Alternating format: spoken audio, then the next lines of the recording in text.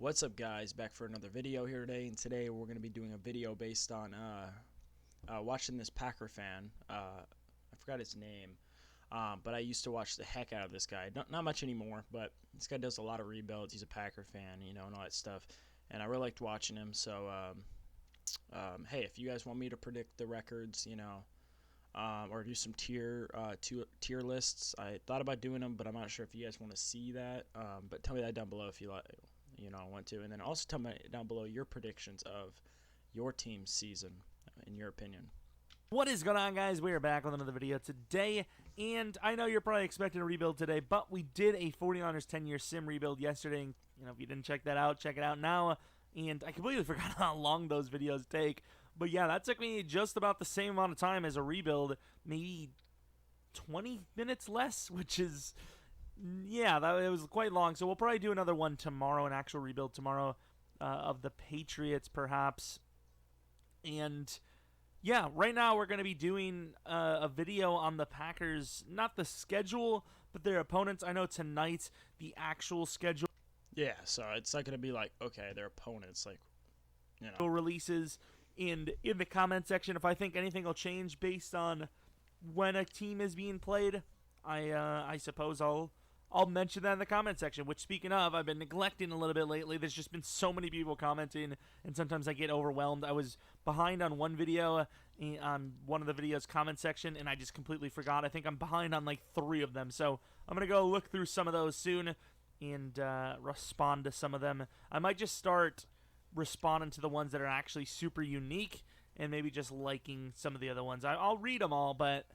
responding to all of them is getting a little bit tough lately, but we do have the opponents, and right now, first glance, I'm not super happy because this is a very, very tough looking schedule. We don't know exactly when teams are being played, but we know where they're being played, and that's kind of the main issue. The actual schedule matters, but I would say 5%, maybe 5% mattering here. Whereas I already know how tough some of these matchups are going to be. I don't think seeing the Niners on this list, if we play in Week 5 after a bye, is going to change much from Week 11. Both games we're going to lose. It might be a little closer because of, certain situations, but we're still going to lose. So for the home games, of course, you have the division rivals, which I imagine for the home and away, you're going to see at least within... I don't think we're going to do it this year, but last year we were undefeated against rivals. But hopefully, hey, we could do the same thing, 4 games, there'll be a 2-game stretch for division rivals. As usual, usually the Packers finish like 3 division games at the end of the year. But if we're going to look at, I'm looking across the board here, I think the Packers take both games. The Lions, I know the Packers have been struggling with them lately. I like what the Lions did in free agency and the draft, but I think, maybe not at the free agency so much, the draft more like, because in free agency I think they made a couple of iffy mistakes. I think Vitae was that's a something. But I think the Packers can sweep the Lions. Oh, that's tough. There's just something about the Packers against the Lions. Things go bad, Yeah. We had the punt, it wasn't last year, it was the year before.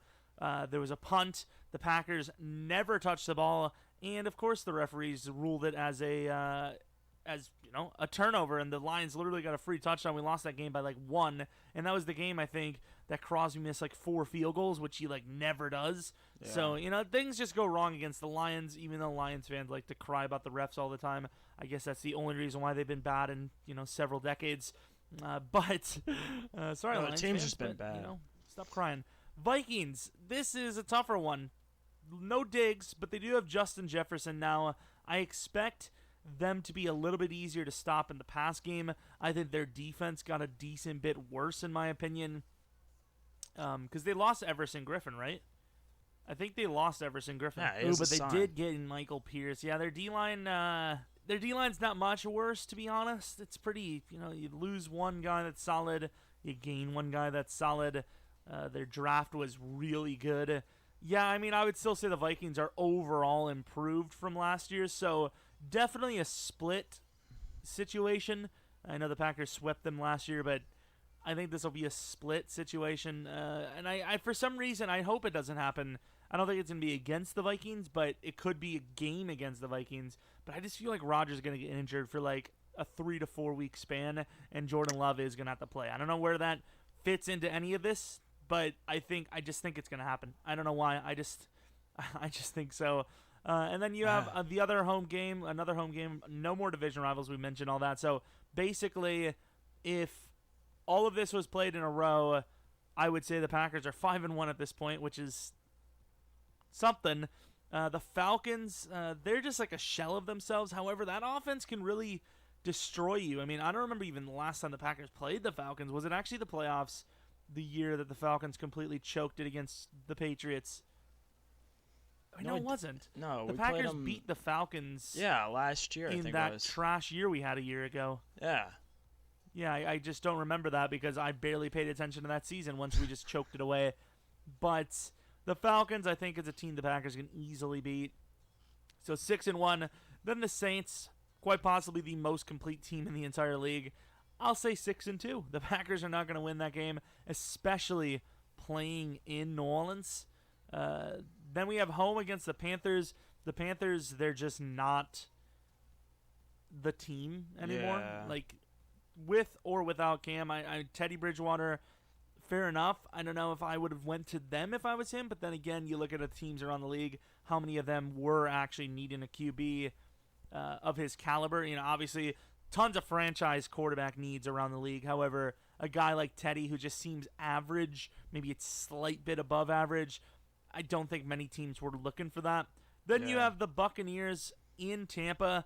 Whether we win or lose, this should be a very fun game to watch. This is going to be, I would assume this game will be pushed pretty late into the season because we do get that extra Tom Brady-Aaron Rodgers matchup. I don't think if Tom Brady stayed in New England that we would have ever seen that ever again other than the Super Bowl. So here, quite possibly a chance at 2 this season. Tom Brady versus Aaron Rodgers matchups. Maybe. And with both teams, I know the Packers on paper looking better on defense than the Buccaneers by quite a bit. It's still a good matchup that you could easily. But I would probably say they have the better offense. Obviously, I think they have the better offense, but I'd say we had the better defense. So it should be a good game. We see a maybe 38-35 score. That Buccaneers offense is something. The thing is, even with the offseason they had, I don't think their offensive line is still up for the challenge. The Packers might have had one of the most vicious base front pass rushes in the league last year, in my opinion. Obviously, you don't have, don't get me wrong, Za'Darius is insane. You don't have the Aaron Donald type that just completely gapes you up the middle. But Kenny Clark, really good player, going to get a payday. So you know he's going to be trying hard. Za'Darius, obviously, I mean, he was probably the most improved player in the entire league last year. I'm trying to think of a player that was improved more than him, other than maybe like a Lamar Jackson, I suppose, kind of. But defensively, I think Za'Darius was number one by far. Yeah, definitely. And then, Preston's no slouch. The DBs on paper, those corners look great. The safeties look like, a top 3 tandem in the league for the Packers. The Buccaneers will have a little bit harder of a time, but you got to look at that receiving option. The Buccaneers got some receivers, man. Yeah. And the run game, though, that's the question mark. Of course, with a guy like Tom Brady there, you would think the run game should do better. You got Ronald Jones, who's super fast, even though he's probably not slated as the actual starter, more of a committee style again. And then the Buccaneers. Who's their starter? The thing is, the Packers, with their new approach with running the ball a ton, it could be a little bit more boring than I would want. I would just want a full slinger battle between Brady and Rodgers. So you could see the Packers control the game a bit with the clock. I think the Packers can win this game against Tampa. The thing is, though, if you know anything about the Packers and the Buccaneers, the Packers find a way to lose to the Buccaneers all the time. I don't know what it is. There's so many times where the Packers have a good season, they lose to the Buccaneers who are having a bad season. I don't know how. It's just that's our kryptonite. The Niners, we'll talk about that in a moment. Then you have Jacksonville. That should be on paper super easy of a matchup.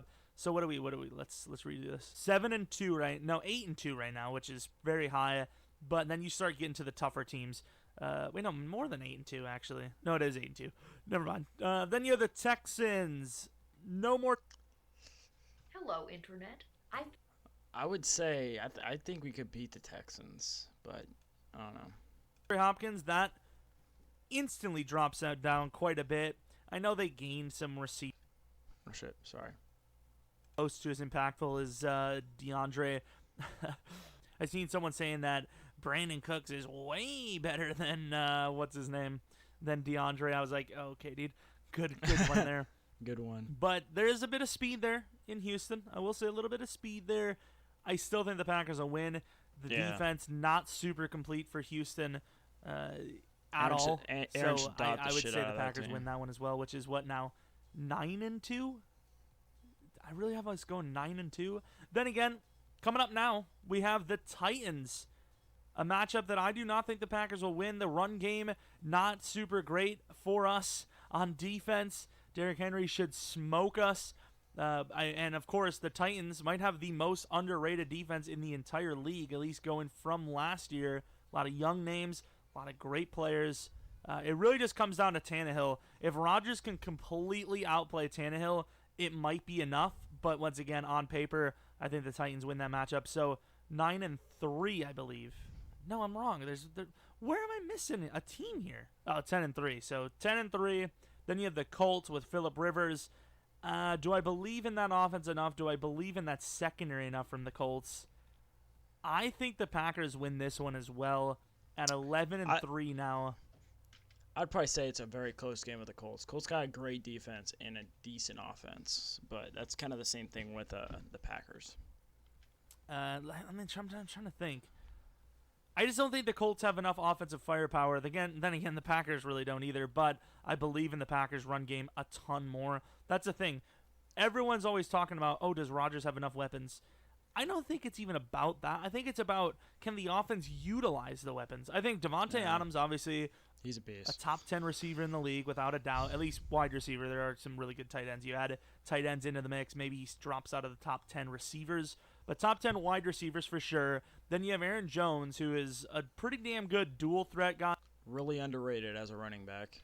The receiving threat of him kind of disappeared because they just stopped doing it. So you look at those two. You have two probably top 10 dual. I mean, I would say Aaron Jones as a dual threat kind of guy, receiving and running. Top 15, okay? Top 10 wide receiver, top 15 running back. You have some up-and-coming young wide receivers. It is a lacking of that, but you do have three solid-looking running backs right now. So the Packers' offense is better than people are giving it credit for. I would like to see another wide receiver. Yeah. Maybe Funchess is just going to, go back to his prime. What was it, 2015, I want to say, days of the Panthers? If he can have one of his best career seasons, the Packers will be fine at wide receiver, I think. I still would have liked to see something done in the first 3 rounds, but still, I just think they on paper, talent the Colts. And then now the Eagles, if they can stay healthy, their receiving group is pretty rough as well, but I like Zach Ertz. Their defense is all right, I suppose. Something tells me the Eagles are just going to win. So the Packers are now at 11-4, I believe. And then, of course, going away against the Niners, not a chance the Packers win that game, 11-5. That one could be a week 15-17 type matchup. It depends on how brutal the NFL wants to be to these two teams, how unfair they want to be, because once again, one of these two teams could miss the playoffs for all we know. Both teams have a division where they could end up being number 2 in their division. And of course, I don't think the extra wild card game isn't this year, right? It's next year, if I'm not mistaken. I believe it's next year. But anyways, we will know the schedule properly tonight. Like I said, there could be some changes. I'll let you know in the comment section. Let me know, though. I think the Packers will go 11-5 this season. I could totally see that happening. I feel like a lot of people underrate us, but hey, we'll show them. We showed them last year. We're going to show them this year, hopefully. Hey, comment down below if you guys want me to react to the new schedule and try, I guess, predict it. I might come up with the same answer, maybe not. I don't know. But yeah, comment down below if you want to see that. I hope you guys enjoyed. Like, subscribe, and I'll see you guys next time.